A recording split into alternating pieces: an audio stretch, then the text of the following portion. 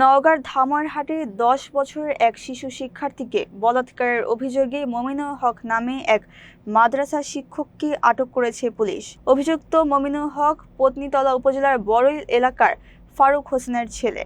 স্থানীয় সূত্রে জানা যায়, গত মঙ্গলবার রাত ৮টার দিকে ইসবপুর ইউনিয়নের বাদাল চাঁদপুর দারুল উলুম আশরাফিয়া কওমি মাদ্রাসার শিক্ষক মমিনুল কৌশলে ওই ছাত্রকে একটি কক্ষে নিয়ে বলাৎকার করেন। ঘটনাটি এলাকায় জানাজানি হলে স্থানীয়দের মধ্যে তীব্র ক্ষোভের সৃষ্টি হয়। বৃহস্পতিবার দুপুরে এলাকাবাসী ওই শিক্ষককে নিজ কক্ষে আটকে রেখে পুলিশে খবর দেয়। পুলিশ ঘটনাস্থলে পৌঁছে তাকে আটক করে থানা হেফাজতে নিয়ে আসে। এই ঘটনায় মাদ্রাসা পরিচালনা কমিটির সভাপতি নূর নবী বাদী হয়ে ধামইরহাট থানায় একটি মামলা দায়ের করেছেন। ধামইরহাট থানা পুলিশ জানায়, আসামির বিরুদ্ধে আইনি প্রক্রিয়া চলমান রয়েছে। এই ন্যাক্কারজনক ঘটনায় দোষী শিক্ষকের দৃষ্টান্তমূলক শাস্তির দাবি জানিয়েছেন ভুক্তভোগী পরিবার ও এলাকাবাসী।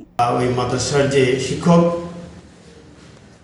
সহ এবং ওই যে শিশু যাকে বলাৎকার করা হয়েছে তাকে সহ রেখেছেন এবং ঘটনার বিষয়টি জানা গেছে মঙ্গলবার রাতের ঘটনা। শিশুটি লজ্জাশরম কাউকে বলে নাই। পরের দিন সে এটি প্রকাশ করার পরে আজকে বিষয়টি স্থানীয়রা জানাজানি হলে তাকে ধৃত করে রাখেন। তো আমরা তাদেরকে সেখান থেকে উদ্ধার করে নিয়ে এসেছি। পরবর্তীতে তার আত্মীয়স্বজন বা তার অভিভাবকদের খোঁজাখুঁজি করা হয়, কিন্তু তার অভিভাবক পিতামাতা উভয়ই ঢাকায় থাকায় আর কোনো আত্মীয়স্বজন আপাতত পাওয়া যায় নাই। বিধায়ী অত্র প্রতিষ্ঠানের যে সভাপতি নূর নবী সম্ভবত উনি ভদ্রলোক একটা এজাহার থানায় দায়ের করেছেন। আমরা সেটার ভিত্তিতে একটি ধর্ষণ মামলা রুজু করব, যেহেতু এটি শিশু। সেক্ষেত্রে নারী শিশু নির্যাতনের ৯-১ ধারায় মামলাটি রুজু হবে। আমরা মামলা প্রক্রিয়া করছি। আমরা জানতে পারছি যে তো আমাদের হেফাজতে জনগণের কর্তৃক দিতে হয়েছে, আমরা তাকে উদ্ধার করে নিয়ে এসেছি।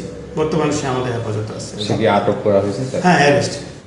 বাচ্চাটা কোন অবস্থায়? হ্যাঁ, বাচ্চাকেও নিয়ে এসেছি। আগামী বাচ্চার অন্যান্য কাগজপত্র সহ সব কিছু সম্পন্ন করে তাকে মেডিকেল করা এবং যোগ্য আদালতে তার 22 ধারা জবানবন্দি লিপিবদ্ধ করার জন্য প্রেরণ করা হচ্ছে। ঠিক আছে, ধন্যবাদ।